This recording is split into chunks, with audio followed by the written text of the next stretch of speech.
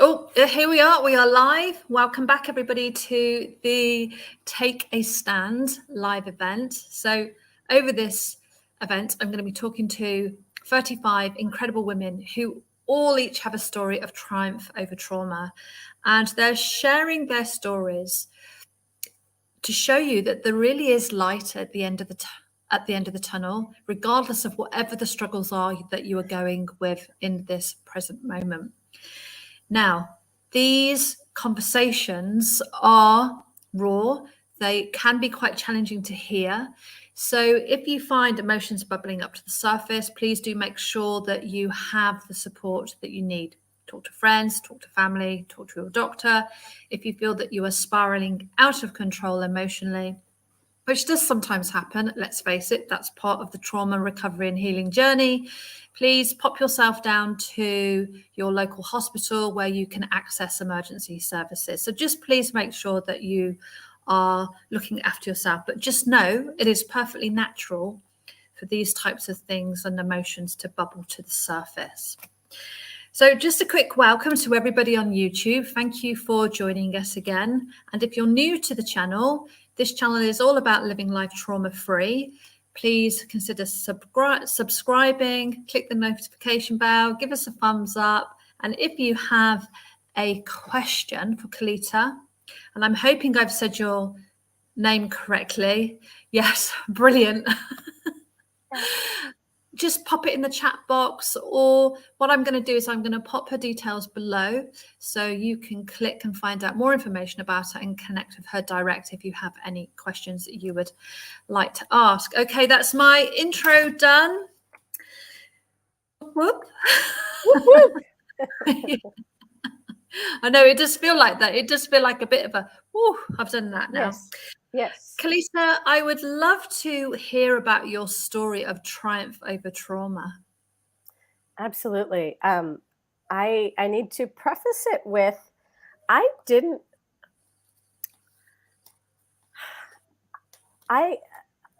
know exactly what kind of trauma I was healing from until about 5 years ago. I'm 55 now, and I thought that I was healing from sexual abuse.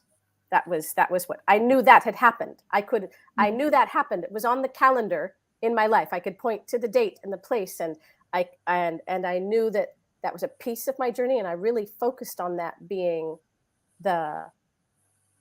since it was what I understood, I framed my healing around the sexual trauma, which happened first when I was 13, at an unsupervised party. My best friend's mother had a very laissez-faire way of parenting. And so I was in a party with children, my friend's older brother's friends, and drugs. I mean, this was Northern California, bohemian, and children had access to a lot of drugs. So talking hallucinogens and mushrooms and in a little, like, you see my face now at 55, imagine it at 13.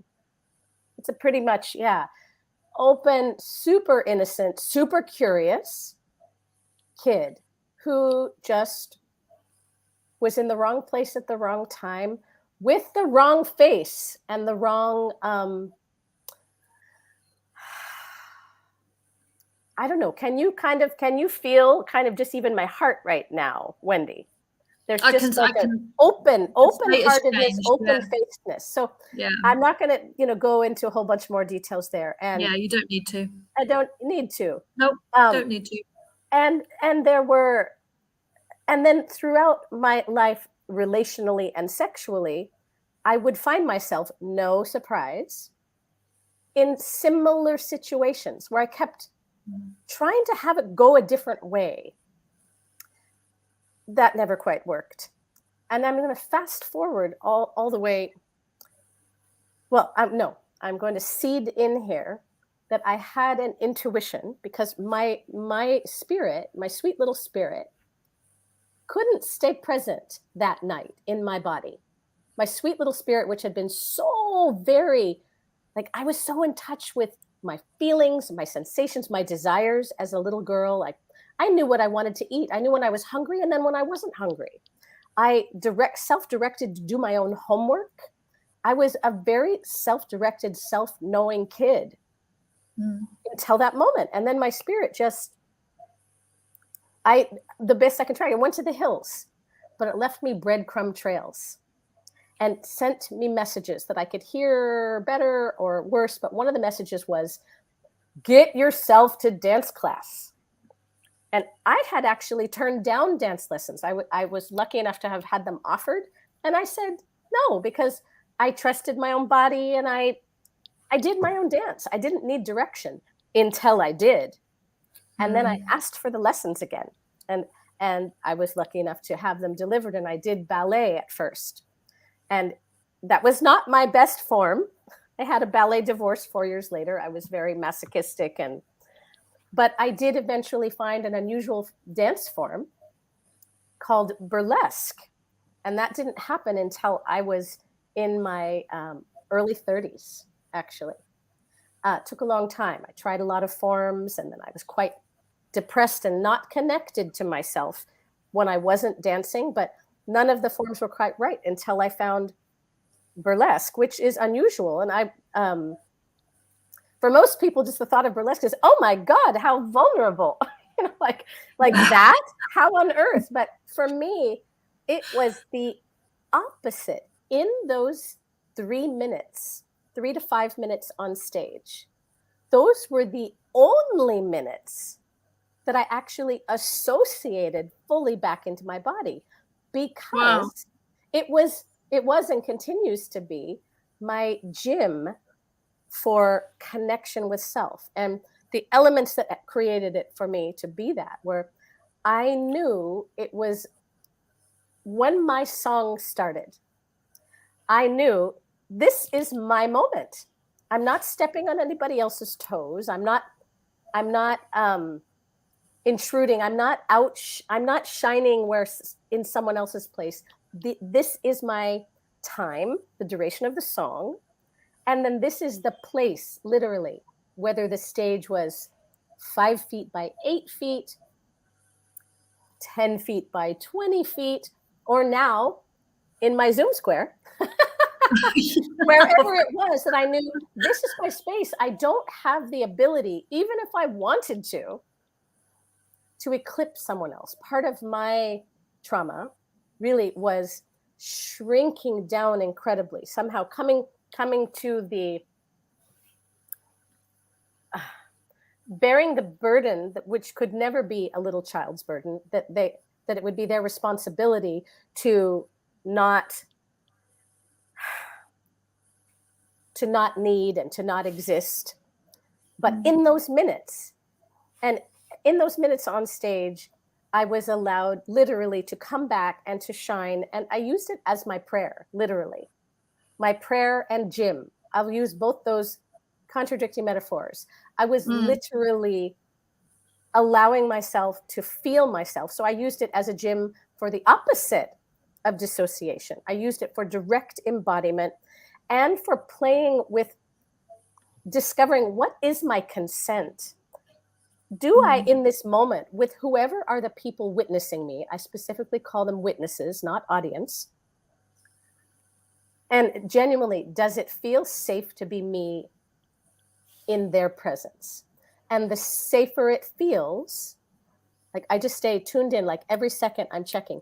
It might feel safer in the first minute, and then as I approach the second minute, something could change, the ambiance in the room, and I let myself adapt and change my choreography even.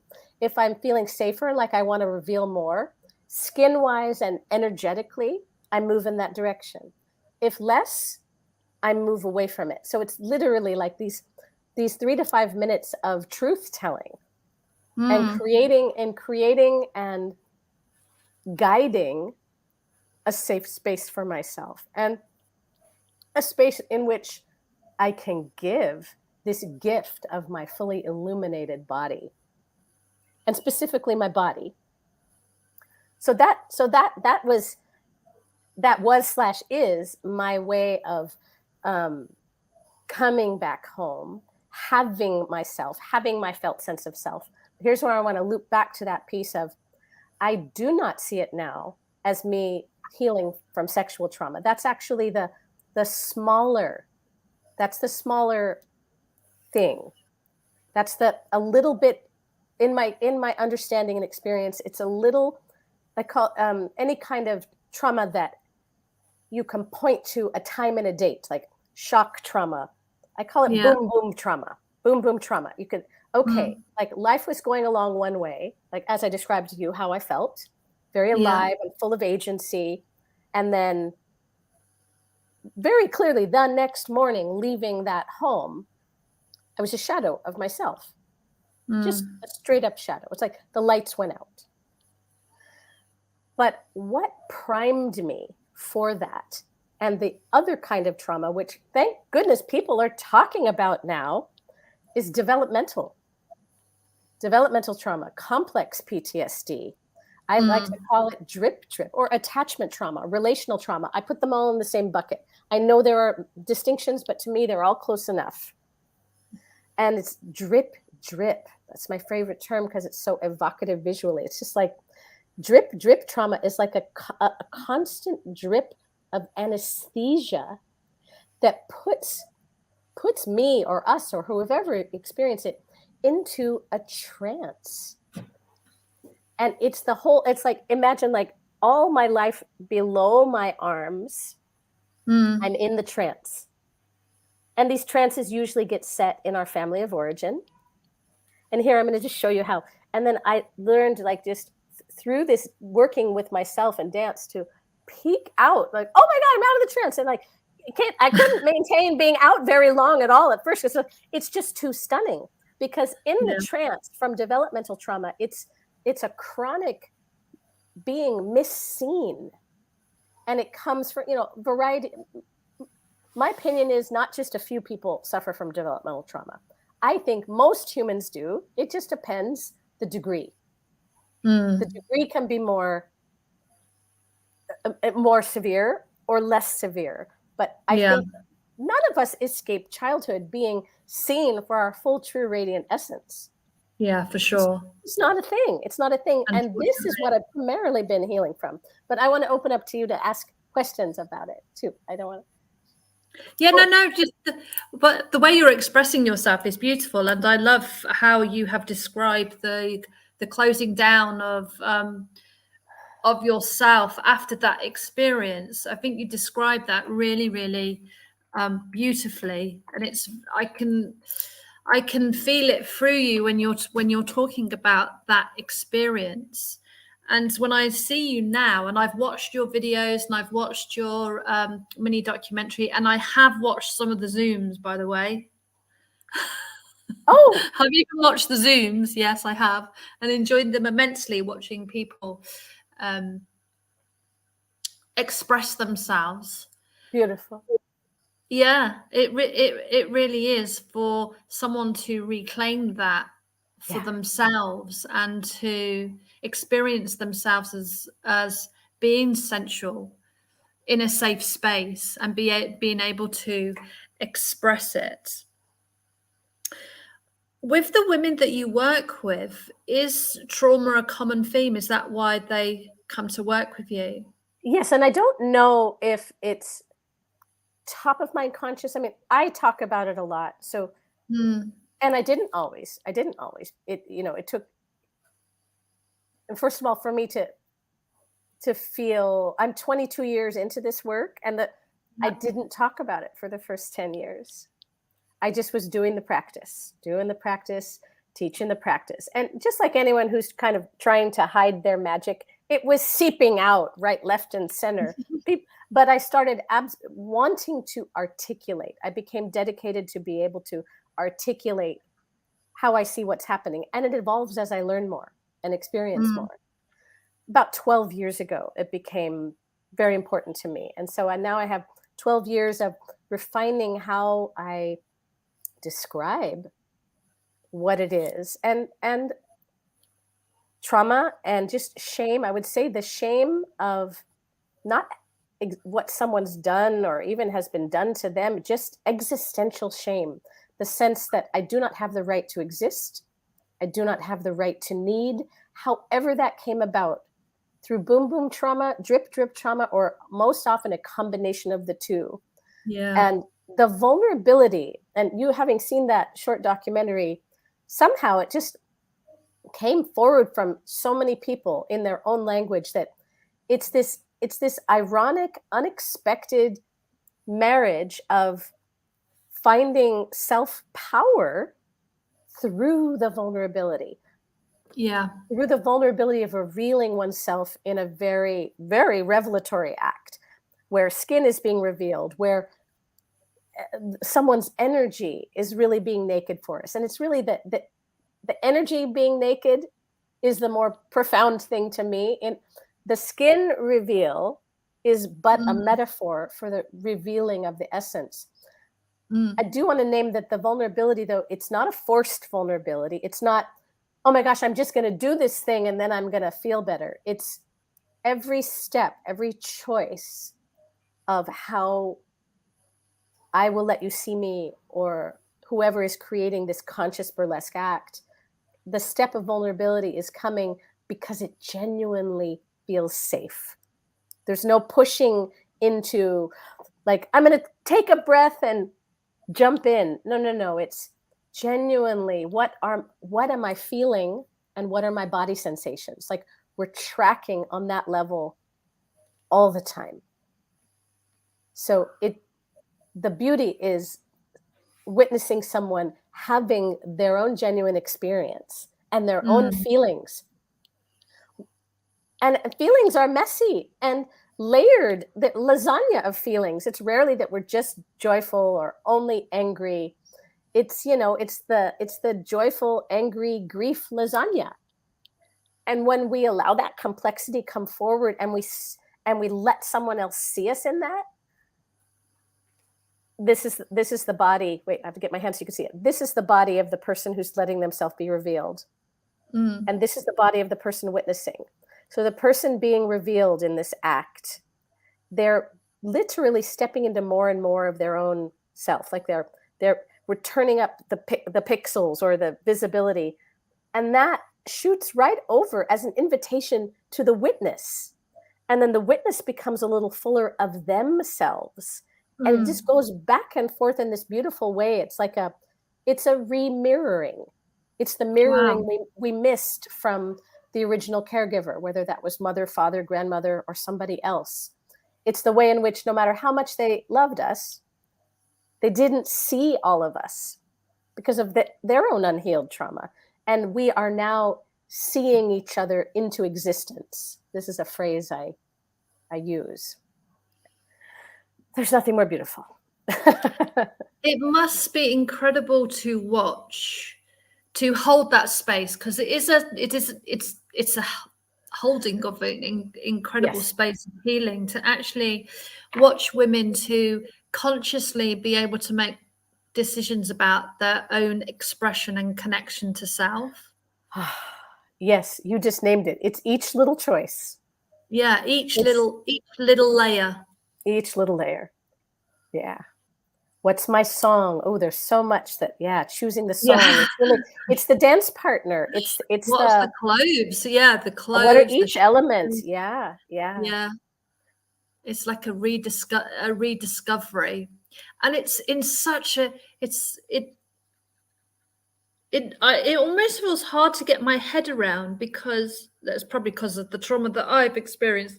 But it's almost hard to get my head around because it is quite sexual, because it is quite sexy.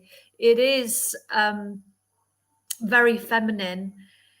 This is just me. It's hard for me to wrap my head around, to step into something that is so sensual, probably because I just haven't experienced myself that way. I love that you're naming this specifically, because I actually I don't use the word sexy. I don't invite people into sexiness. Interesting. I reframe the whole thing. I think the words sensual I use.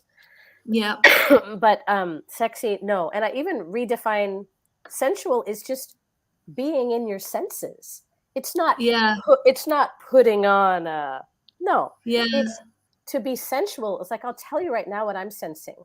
I feel moistness on my skin.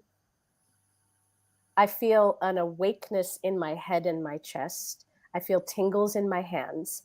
The more that I know this, the more sensual I am. I'm in my senses. Wow. And as for sexy, that word has been wholly co-opted.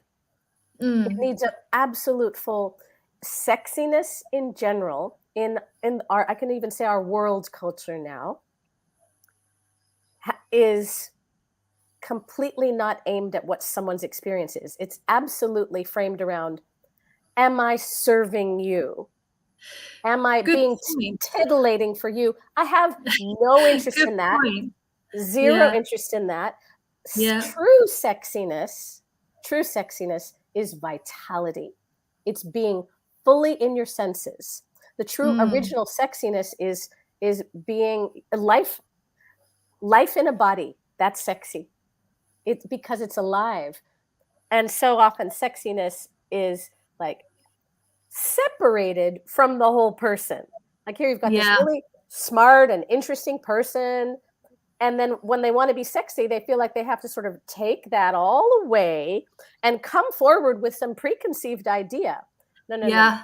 Sexy is having yourself and sharing yourself exactly how you want to, Yeah. without cutting parts out, to me. Yeah. So I think the worst thing to tell someone is, or okay, now be sexy, or now be funny. No. Humor and sexiness come I'm when not very good at either. no one is like that. Those two come when we feel in the center of ourselves and at ease, and the revelations can be subtle. I'll just Yeah.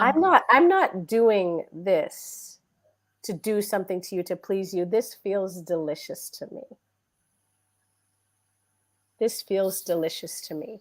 And because I'm alive in my body and I'm letting you see me with this little self caress, which I didn't plan, just thought, what would feel yummy? That felt yummy. That's sexy because you're seeing a human in the center of herself. I don't have to show you any skin. I can just have this moment where you get to see me. I'm consenting to being seen. And it's this conversation also. It's like, I feel you. I see you seeing me. I'm not like closing my eyes, but oh my gosh. You know, I don't know. Yeah. Thank you for bringing that topic up. Yeah. I love that. I love that. It's a startling reminder of my own trauma. I think that's what I'm experiencing, is that the Yeah. way you're describing it is Mhm. different from how I'm seeing it, not experiencing it, thinking about it. I'm in my head. I think that's the thing. Yes. I'm in my Yes. head and I'm Yeah. I'm like cut off from here Yes. and not Yes. experiencing it as I'm not sure I know what I'm trying to say, but I don't think it's coming out the right way. Well, I got something from it. I mean, shall I say what I got and then you can Yeah, yeah, refine from yeah. there? Yeah. So I Yeah. heard that in some ways, even just what I've said or shared right here, is it's making you aware of this or even bringing to the Yeah. fore or highlighting a separation Mm. between thoughts and imagination and memories and the full felt sense of you as you are today as a human. Mm. Is that what? That's brilliant. That's Yeah. spot on. And the way I would play with, I don't even want to say work with, the way I would play with that with you, if you even wanted right now, is just to bring a little, just literally to just flutter your fingers if you feel comfortable, and anyone watching too, just a light, gentle jazz hand. This this is a gentle form of a shimmy, some of basic movement medicine. And there's so much medicine in the shimmy, but one is it's gently sloughing off, excuse me. It's reminding you that you are here now. Mm. And it's not saying, forget these memories and these thoughts. It's just gently saying, refresh, to just check where you are in this very moment now. Oh. And you could even give a little bit of that little shimmy right around your face, just like a little hello. Hello. Hi. Hi, I'm Wendy. Hi, I'm Kellita. You can say, hi, I'm Wendy. Hi, I'm Wendy. Hi, I'm Wendy. Hi, I'm Kellita. And have a little deep breath. And if you're comfortable, we're going to send this vibration to what we're sitting on, Wendy, and whoever else wants to join. Just a little gentle. I am gently wiggling what I'm sitting on. Just my bottom. I'm literally wiggling my bottom. Mm-hmm. There's a little shimmy in her bottom. Oh, Wendy has a little shoulder shimmy going on. In addition to the shimmy, gently exfoliating whatever you're genuinely willing to let go in the moment, incrementally of the thoughts. It is at the same time, the thoughts and the feelings that are there and they said, I'm here. And we want to kind of sift through, let go the parts that are actually ready to let go. It's also, the shimmy is vibrating and wafting out your radiant essence. Mm-hmm. So it's both exfoliating what's old, and it's also making you, I actually see you better. I see you better. You are I've dropped from my head. Amazing. Tell me anything. Yeah. Tell me. Yeah. So I spend a lot of time in my head. So it's sort of helped me to feel parts that I wouldn't normally feel. Yeah.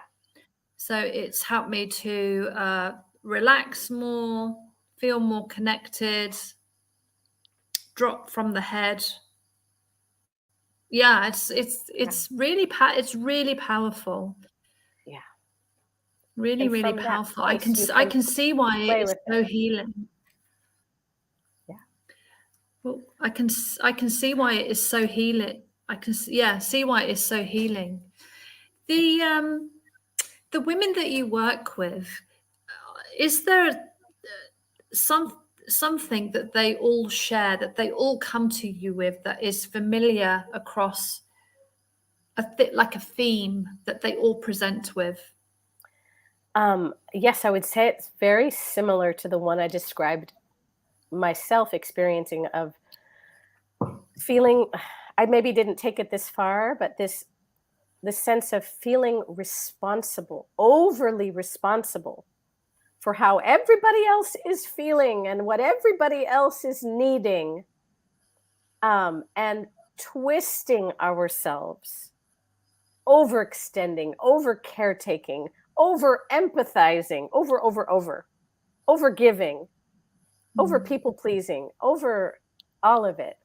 Though that patterning, yeah, that's some of the most painful. And all of this that I just described, at the expense of and in the place of noticing, what do I need? Having some kind of belief that if I actually tend to my own needs, I'm going to be forsaking everyone and absolutely ensuring that I do not belong to anyone that matters to me anymore.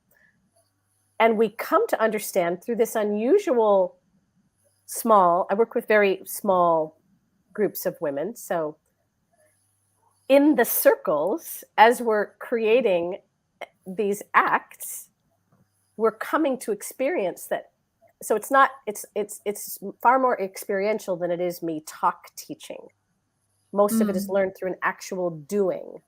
So our bodies can really get it. Our bodies understand it before our heads, and that's okay. We learn that actually, if I make a choice that supports my needs, it actually is better for everyone. When I take myself out of this place of false responsibility for everyone else, my belonging becomes more meaningful, not more scarce. So it's that patterning. It's that patterning of yeah, all of those words. The painful sense that I think if you even take it one more step back, it's that somehow I'm trying to prove myself. Yeah. I'm trying to prove myself. And that is never the pathway to healing. Yeah. That is what keeps us stuck. So it's moving from I'm proving myself to I'm sharing myself generously in a way that fills my cup first. And so it's authentically filled to share with you. And then I have so much to share. Yeah, it's very different, isn't it? That's really turning the vulnerability that people feel into something that is so much more empowered, powerful, Yeah, a much stronger state of being.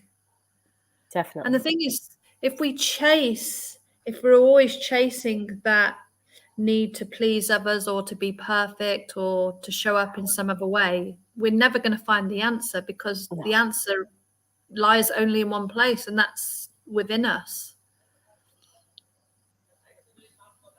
Women. Absolutely. Well, I absolutely love what you do. I think it's almost like an unconscious, not unconscious. It's like such a powerful expression, but you don't have to say it. You don't have to express it. You don't have to speak it. You don't have to talk about it, but you can use your body in a way, and the sensations of your body in a way, to heal on a completely different level. Yeah. Yeah. That's true. Yeah. Words can only go so far. Yeah, which I was going to say, which isn't often looked at, I don't think, or it's not given as much credit as it should be. It's not, and I think that's been one of the for those people who've been working in the embodiment field over the decades, over the last 100 years or so, tend to not have described things. Like their books are less clear, and I think that our language, frankly, needs to catch up to the wisdom of embodiment teachers and embodiment wisdom holders. Ooh, embodiment wisdom holder. I never thought of that phrase. I like it. Keep that. Embodiment wisdom holder. Woo! But sounds like a good wine. It sounds like a good wine. I think it's, humans develop words when enough people want to point to the same thing, like a mug or cup. We wanted to be able to have a word, and we all knew what this was, so we got a word for it, or two or three. Yeah. But some of these states of the way that healing happens through embodiment, we don't have we don't have words for it yet. So the words have to be created and then described, and it's going to be kind of a dovetail of both through more people having healing experiences through embodiment, and then through more people who can articulate. How do we talk about that in language? When more of each happens, this will be more available. Yeah. I think it's very, very cutting edge, even though it's very old. I mean, people used their body for healing before we had language. Yeah. But we've become, especially through the Enlightenment years, the Renaissance and all that, when printing press came out and we were able to share books, I think we've overleaned on the written word and overleaned on understanding healing. And at the same time, indigenous peoples of the world, their voices have been more in those same centuries. I think I never thought about it this so directly. The matching a printing press, what was that, like 1450, somewhere around there? In the last 500 years, I think we've unlearned a lot of basic good embodiment, and we're beginning to relearn it. I think what I see is that I absolutely agree with you, is that I see a lot of academic talk about trauma, abuse, the hard-hitting stuff, but a lot of it I don't actually understand. A lot of it I can't actually put into practice. It means nothing to me because like it's so theoretical, and the training is so long that I just disconnect. And for me, there's a real lack of decent, useful education from different disciplines, different modalities that people can use, and it's too centered on the academic, people being academically qualified as being the only people that can deal with this stuff, because it's so far removed from reality. Reality anyway. That it's one of the reasons why I wanted to do this event, was to show people that there are so many other things that people can do to help themselves to recover and heal. It's not just dependent on people having qualifications and the academic background. That doesn't always help. It doesn't always serve. And those systems aren't always set up in people's best interest either. That's a whole different conversation. I would just so heartily agree with you on all of that, Wendy. And you reminded me of an aspect that is so important, that I believe is so important, is I'm not some objective expert master when I'm in the circle with the women.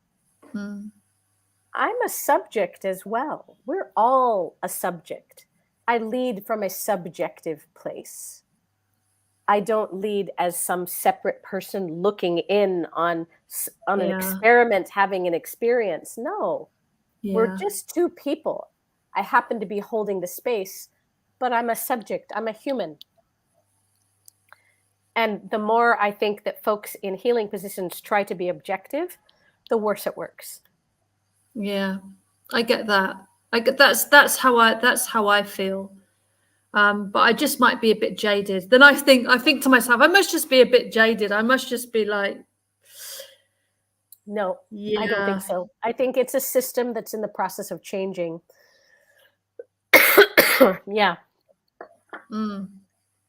So knowing what you know now and all of the life experiences that you have had, you okay? I'm coughing, but I'm okay. Okay. As long as you're okay. What's something that you would say to your younger self?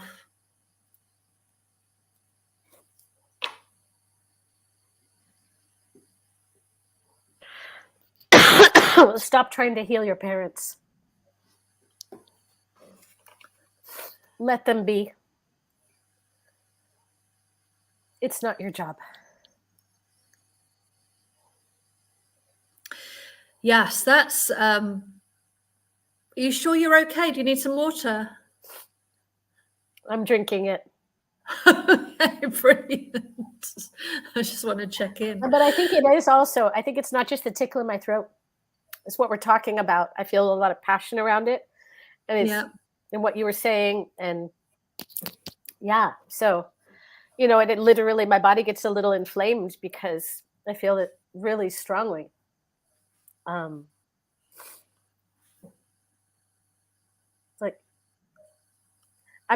don't know if she'd understand, because I don't know, she didn't have that framework of understanding that's what she was trying to do.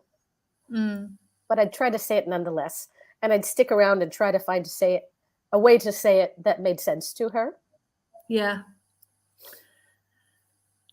Hindsight is a very powerful thing, but I think I love this question because, someone younger, someone in the different similar circumstances who can hear it and digest it, think on it. It just opens that door, I think, a little bit wider to possibilities and opportunities and to change. It's why I just love the question. I have one more answer. I would Yep. also say, I see you, sweetheart. I see you. And your feelings are beautiful and they do not threaten me. Please have them. They are gold and they are your compass. You couldn't be too much if you tried. Yeah, beautiful. What a beautiful question. Thank you, Wendy. I'm just soaking it in. Yeah. Yeah, magical. Thank you very much. Mm. Thank you, Kellita. I absolutely love the work you do. Thank you. Thank you for joining us, and thank you for sharing your story, and thank you for giving me the opportunity to experience something that I haven't experienced before. That was lovely. What a deep pleasure. Thank you for this time together. Thank you for organizing the whole thing. Yeah, what a gift you're giving, and may it just ripple into your world and out from your world with the same blessing with which you created it. Oh, I love that. Ripple in and ripple out. Oh, I love that. Open and receive. Oh, that's a new one. That's cool. Oh, we've come up with some good ones between us. We'll have to listen again and take notes. I was going to say, now we've just got to remember what they were.